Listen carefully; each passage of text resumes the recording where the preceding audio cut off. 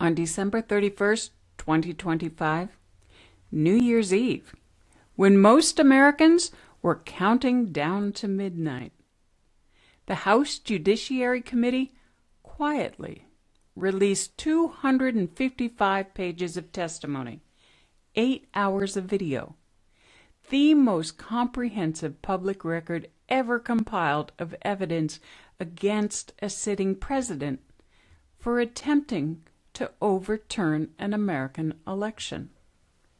They buried it when nobody was watching. But we're watching now. Welcome to Ethos Trek. I'm Sarah. This is the first episode of a 5-part series called The Constitutional Record.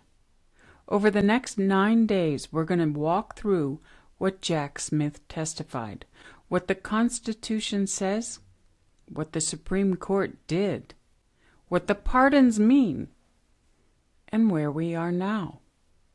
This isn't opinion, it's not spin, it's the record, constitutional text, court rulings, and sworn testimony. Today, we start with the evidence, what Jack Smith actually said under oath. Let's begin. Who is Jack Smith? Before we get to what he said, let's establish who's saying it. Jack Smith has been a federal prosecutor for nearly 30 years. He prosecuted war crimes at the International Criminal Court in The Hague. From 2010 to 2015, he ran the Justice Department's Public Integrity Section, the unit responsible for prosecuting public corruption. During that time, he brought cases against officials from both parties, including a Republican governor and a Democratic congressman. He was appointed Special Counsel in November 2022 by Attorney General Merrick Garland to investigate 2 matters: Trump's handling of classified documents and his conduct surrounding January 6th. This is not a partisan operative. This is a career prosecutor who has served under Republican and Democratic administrations, who has prosecuted war criminals, and who spent 5 years as the government's top corruption prosecutor. That's the person whose testimony we're examining. The evidentiary standard. In his opening statement to the House Judiciary Committee on December 17, 2025, Jack Smith made a declaration that should have been front-page news. Quote, "Our investigation developed proof beyond a reasonable doubt that President Trump engaged in a criminal scheme to overturn the results of the 2020 election and to prevent the lawful transfer of power," unquote. I want to stop here and make sure we understand what that means. Quote, "Proof beyond a reasonable doubt," unquote, is the highest evidentiary standard in American law. It's the standard required to convict any citizen of a crime in a court of law. This isn't, "we have concerns." This isn't, "there's probable cause to investigate." This isn't, "we think something might have happened."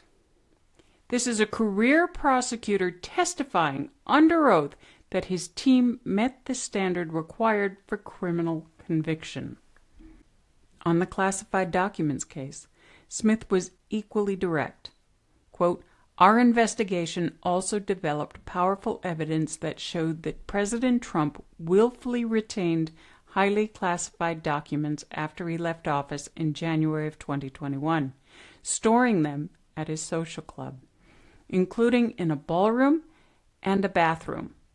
He then repeatedly tried to obstruct justice to conceal his continued retention of those documents," unquote. Willfully retained, repeatedly obstructed justice, stored in a ballroom and a bathroom. This is sworn testimony. Perhaps the most constitutionally significant statement in Smith's entire testimony addresses the unprecedented nature of what Trump did. Quote, There is no historical analog for what President Trump did in this case. As we said in the indictment, he was free to say that he thought he won the election. He was even free to say falsely that he won the election. But what he was not free to do was violate federal law and use knowingly false statements about election fraud to target a lawful government function, unquote. Let's break that down. Smith is saying you can believe you won. You can even lie and say you won. The First Amendment protects that. But you cannot use knowing lies, claims you've been told are false, to interfere with the constitutional process of certifying an election. And Smith testified that Trump knew his claims were false. Quote, when he was told that a fraud claim wasn't true, he didn't stop making it, unquote.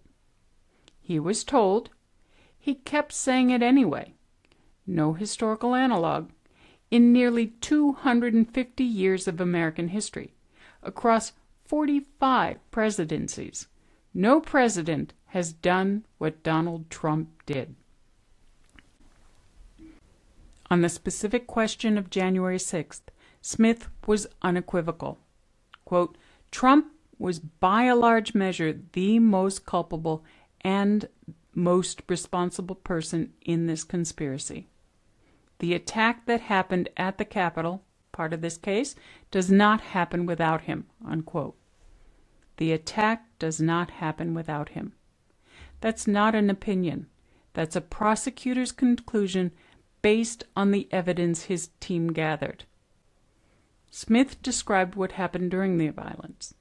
Quote, he made false statements to state legislatures, to his supporters in all sorts of contexts, and was aware in the days leading up to Jan 6th that his supporters were angry when he invited them, and then he directed them to the Capitol, unquote.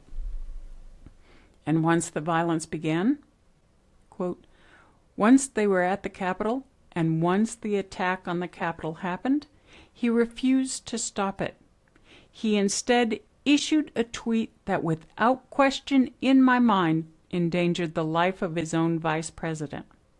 And when the violence was going on, he had to be pushed repeatedly by his staff members to do anything to quell it, unquote. At 2:24 p.m. on January 6th, while rioters were inside the Capitol hunting for Mike Pence, Trump tweeted an attack on Pence. Smith testified that tweet, quote, without question, unquote, endangered the vice president's life. And Trump had to be, quote, pushed repeatedly, unquote, by his own staff to do anything to stop the violence. Now here's something that doesn't fit the, quote, partisan witch hunt, unquote, narrative that you'll hear. Smith's case wasn't built on Democrats testifying against Trump. It was built on Republicans. Quote, we had an elector in Pennsylvania who is a former congressman, who was going to be an elector for President Trump, who said that what they were trying to do was an attempt to overthrow the government and illegal. Our case was built on, frankly, Republicans who put their allegiance to the country before the party, unquote. Republicans, Trump's own people, saying that what they were doing was illegal, saying it was an attempt to overthrow the government. Even Rudy Giuliani, Trump's own lawyer, in a recorded interview with Smith's investigators, quote, disavowed a number of the voter fraud claims, unquote. The president's own attorney walking back the claims on the record. Smith emphasized this wasn't a case where they needed to flip witnesses or make deals. Quote, this was not a case where we needed more witnesses. It was a case where we needed to be able to present the case in a streamlined way because there was so much evidence, unquote. So much evidence. During the deposition, Smith was asked directly, "Would you bring these charges again?" Quote, "If asked whether to prosecute a former president based on the same facts today, I would do so regardless of whether that president was a Republican or a Democrat," unquote. And when asked if he's ever prosecuted someone he didn't believe was guilty, he said no. Smith also testified that there was, quote unquote, absolutely a time he thought he might not bring an indictment, and he would have been, quote unquote, comfortable with that outcome if facts and law didn't support it. But they did. Before we close today, there are a couple questions I want you to sit with. 1. Jack Smith testified to, quote, proof beyond a reasonable doubt, unquote, the highest standard in American law. If that standard of evidence isn't sufficient for accountability, what standard would be? 2. Smith's case was built on Republican witnesses, Trump's own allies testifying against him.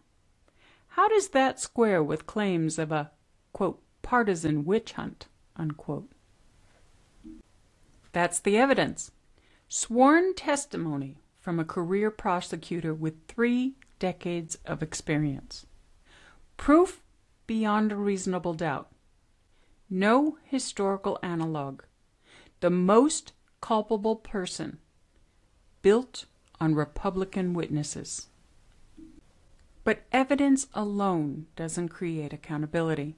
There are constitutional mechanisms designed for that. In our next episode, The Oath and the Vote, we'll look at what the Constitution says about presidential accountability, what happened when the Senate voted on impeachment, and what Republican senators said when they cast their votes. 57 senators voted to convict, a majority, and yet that will drop Monday, right here on Ethos Track. I'm Sarah. The full transcript of Smith's testimony and all citations for this episode are linked in the Substack companion. The record is before you.